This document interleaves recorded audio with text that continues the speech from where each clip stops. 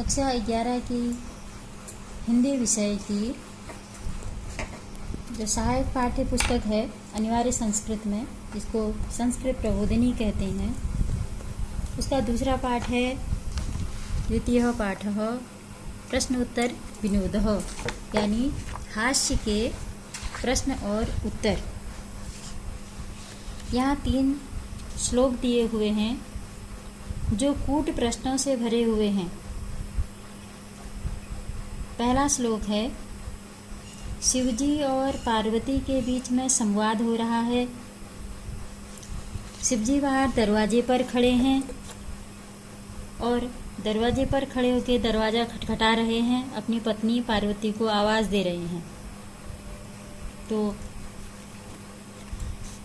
शिवजी दरवाजा खटखटाते हुए बाहर से आवाज देते हैं, यानी दरवाजा खटखटा रहे हैं, और पार्वती जी दरवाजा खोल रही हैं। वहाँ से यह श्लोक शुरू है। कसत्वम शूली मृगय भिषजम नीलकंठ प्रियो अहम। दरवाजा खोलते हुए पार्वती जी कह रही हैं, तुम कौन हो? शिव जी कह रहे हैं, शूली, मैं शूली हूँ। तो यहाँ इस शूली शब्द का कूट अर्थ पार्वती जी ने यह लगा लिया है कि यह दर्द से भरा हुआ कोई व्यक्ति है। शूल बना दर्द, शूली भाववाचक बन गया है, दर्द से युक्त व्यक्ति। तो शूली शब्द का अर्थ दर्द से भरा हुआ, ऐसा जान करके पार्वती ने कहा, यदि तुम्हारे शूल है, यानी यदि तुम्हारे दर्द है, तो तुम भिषजम वैद्य को खोजो। नीलकंठ प्रियो अहम। शिव जी ने फिर तुरंत कहा, हे प्रिया, मैं नीलकंठ हूँ। अब नीलकंठ कहने के बाद पार्वती क्या कह रही है? के काम करो पशु पतिर नैव दृश्य विषाणे। अगर तुम नीलकंठ हो तो एक बार मोर की ध्वनि निकाल कर दिखाओ। यहाँ वह नीलकंठ को मोर मान करके कह रही है, तुम एक बार के का ध्वनि करो, यानी मोर की ध्वनि करो। तो तुरंत ही शिवजी कह रहे हैं कि मैं पशुपति हूँ। शिवजी का एक नाम पशुपति है, लेकिन पार्वती इसको कुछ कूट अर्थ में लेकर के कह रही है, यानी पशुपति का अर्थ बैल समझ करके वह कह रही है कि यदि तुम बैल हो तो 2 सींगें क्यों नहीं दिखाई दे रही तुम्हारी? फिर उसके बाद शिवजी कह रहे हैं, स्थाणुर्मुग्धे न वदति तरु जीवितेश शिवाया। हे प्रिये, मैं स्थाणु हूँ। फिर पार्वती स्थाणु का अर्थ ठूठा वृक्ष ऐसा मानकर कह रही है कि वृक्ष तो बोलता नहीं है, परंतु तुम तो बोल रहे हो।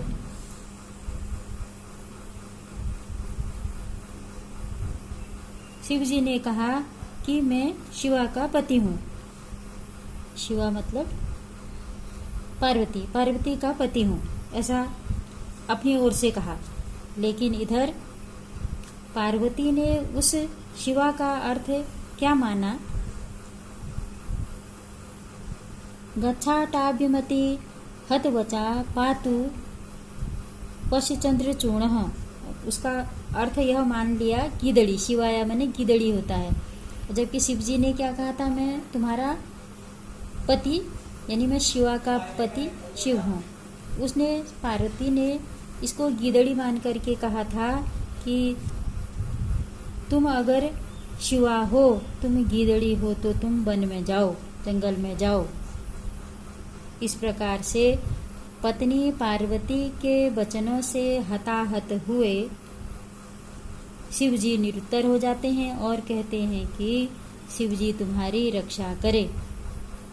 फिर दूसरा है, यही संवाद इसी प्रकार का कृष्ण और राधा के बीच का संवाद है।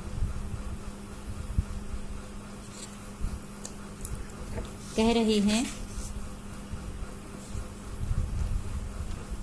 राधा दरवाजे के अंदर हैं, यानी घर के अंदर हैं, कृष्ण दरवाजे पर खड़े हैं, दरवाजा खटखटा रहे हैं। कृष्ण इसको इस तरीके से हम मानेंगे तभी श्लोक का अर्थ समझेंगे, क्योंकि कूट है श्लोक। दरवाजा खटखटाते हुए अंदर से पूछ रही हैं, को अयम द्वारी, यानी द्वारी बना दरवाजे पर। दरवाजे पर कौन है? आप श्री कृष्ण कह रहे हैं। हरि, ये हरि, मैं हरि हूं, यानी दरवाजे पर मैं हरि हूं। राधा ने तुरंत ही उस हरि शब्द का अर्थ बंदर लगाया और उस शब्द का अर्थ बंदर मानते हुए कहा, प्रहयाय उपवन शाखा मृगम शा अत्र किम। बंदर का यहाँ क्या काम है, तुम बगीचे में चले जाओ। कृष्णो अहम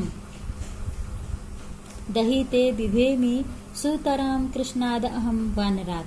अभी फिर यहाँ खतरनाक कूट अर्थ ले लिया है राधा जी ने। कृष्ण कह रहे हैं, हे प्रिय मैं कृष्ण हूँ। राधा जी को लगा कृष्ण ने काला बंदर है, तो काला मानते हुए राधा ने जवाब दिया, काले बंदर को देख करके मुझे बड़ा डर लगता है। फिर राधे अहम मधुसूदनो ब्रजलता तामेव पुष्पान्विताम। फिर राधा ने इधर तुरंत ही कृष्ण को मधुसूदन कहने पर जवाब दिया। तो कह रहे हैं, सबसे पहले कृष्ण का उद्बोधन कर रहे हैं, कृष्ण राधा में मधुसूदन हूँ। कृष्ण ने मधुसूदन का अर्थ यहाँ भंवरा लेते हुए कहा, तुम मधुसूदन हो तो फूलों से लदी उस लता पर जाओ जहां तुमको रस मिलता है। भंवरे जो है फूलों पर ही मंडराते रहते हैं, इसलिए उन्होंने ऐसा कहा। इत्यम निर्वचनीकृतो दयितया ऋणो हरिपातु व। इस प्रकार राधा द्वारा निरुत्तर किए गए लज्जा युक्त श्री कृष्ण ने कहा कि श्री कृष्ण तुम्हारी रक्षा करें। ये दो श्लोक, पहला श्लोक और दूसरा श्लोक क्रमवार शिव जी और पार्वती, राधा और कृष्ण के बीच का है। फिर अगला श्लोक है कवि के लिए, कवि और एक व्यक्ति के बीच का वार्तालाप है।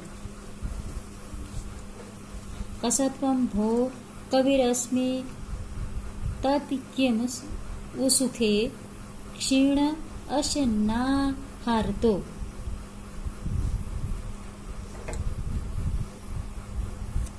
एक व्यक्ति है, वो कह रहा है, अरे तुम कौन हो? कवि रश्मि कह रहा है, मैं कवि हूँ। उत्तर है ये उसका प्रश्न।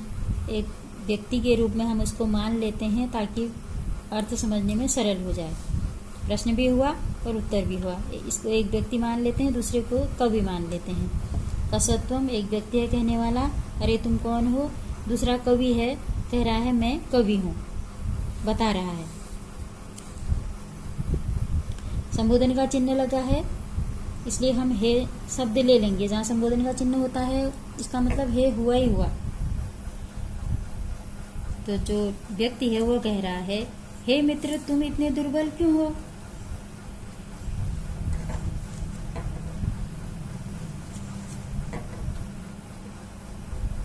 भोजन न मिलने के कारण। धिक देशम गुणिनो अपि दुर्गतिरियम देशम न मामेव धिक।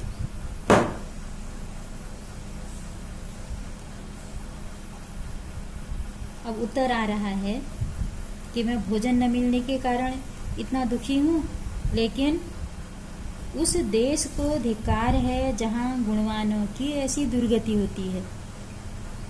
फिर प्रश्नकर्ता कह रहा है कि उस देश को धिक्कार हो जहाँ विद्वान जन, विद्वान यहाँ कौन है? कवि, जहाँ कवि की ऐसी दुर्गति है। अब कवि कह रहा है, मेरे देश को नहीं मुझे धिक्कार है। देशम न मामेव धिक, देश को नहीं बल्कि मुझे ही धिक्कार है। अब क्यों है ऐसा, वह कारण बता रहा है। पाकार्थी क्षुधितो यद विदधे पाकाय बुद्धिस्तदा विन्ध्ये न ईंधनम अम्बुधौ न सलिलम नान्नम धरित्री तले। क्योंकि मुझ भूखे ने जैसे ही भोजन पकाने के लिए विचार किया, वैसे ही विंध्याचल पर्वत, यानी विंध्य है तो विंध्याचल पर्वत की बात आ रही है, विंध्याचल पर्वत पर ईंधन नहीं मिला। ईंधन कैसे नहीं मिला? क्योंकि वन क्षेत्र है, वहाँ लकड़ियाँ उसको नहीं मिली, इसलिए कह रहा है विंध्याचल पर ईंधन, समुद्र में पानी और धरित्री तले, धरती तल पर अन्न ही नहीं रहा। इसलिए देश को धिक्कार नहीं है, मुझे धिक्कार है।